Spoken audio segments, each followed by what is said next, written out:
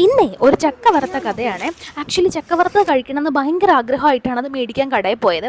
അവിടെ ചെന്ന് അതിൻ്റെ വില കേട്ടതും എൻ്റെ ബോധം പോയി.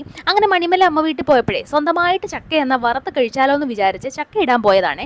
പണ്ടൊക്കെ അപ്പൂപ്പൻ തോട്ടി കെട്ടുന്നു, വലിക്കുന്നു, ചക്ക വീഴുന്നു, ഇതെല്ലാം നമ്മൾ കണ്ടിട്ടുള്ളൂ. പക്ഷേ ചക്ക ഇടുക എന്ന് വെച്ചാൽ നല്ല പാടുള്ള പണിയാണ്. എന്നെ കൊണ്ട് നടക്കാഞ്ഞിട്ട് പിന്നെ അച്ഛനാണേ വന്ന് ചക്ക ഇട്ട് തന്നത്.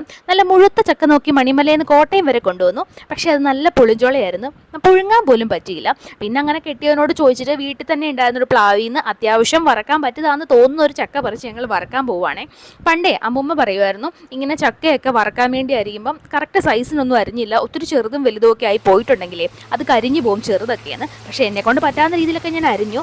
പിന്നെ അമ്മയും ശരത്തേട്ടനോട് അത് വറുത്തെടുക്കുവാണേ. സത്യം പറയാമല്ലോ, ഇത് പണ്ടൊക്കെ അമ്മൂമ്മയൊക്കെ ഇതൊക്കെ വെട്ടി പൊളിച്ച് വറുത്ത് തന്നുകൊണ്ടിരുന്ന സമയത്ത് നമ്മൾ അറിഞ്ഞിരുന്നില്ല ഇത് ഇത്ര പാടുള്ള പണിയാന്ന്. സ്വന്തമായിട്ട് വറക്കുമ്പോഴാണ് ഇത് അറിയുന്നത്. സാധാരണ പുറത്ത് മാത്രം രാത്രി ആയി കഴിഞ്ഞാൽ പുറത്ത് മാത്രം നിൽക്കുന്ന ആളാണ് ചാർലിക്കുട്ടൻ. ചക്കവറുത്തൻ്റെ മണം കേട്ടിട്ട് അടുക്കളയുടെ വാതിക്ക് വന്ന സമരമായിരുന്നു. പിന്നെ കൊടുത്തു, അധികം കൊടുക്കാൻ പാടില്ലല്ലോ. സ്വന്തമായിട്ട് ഇങ്ങനെ ചക്കയൊക്കെ വെട്ടി അരിഞ്ഞ് വറുത്ത് കഴിക്കുമ്പോൾ ഉണ്ടല്ലോ, ആഹാ, ഒരു പ്രത്യേക സംതൃപ്തിയാണ്. നല്ല ചക്കവറുത്തായിരുന്നു.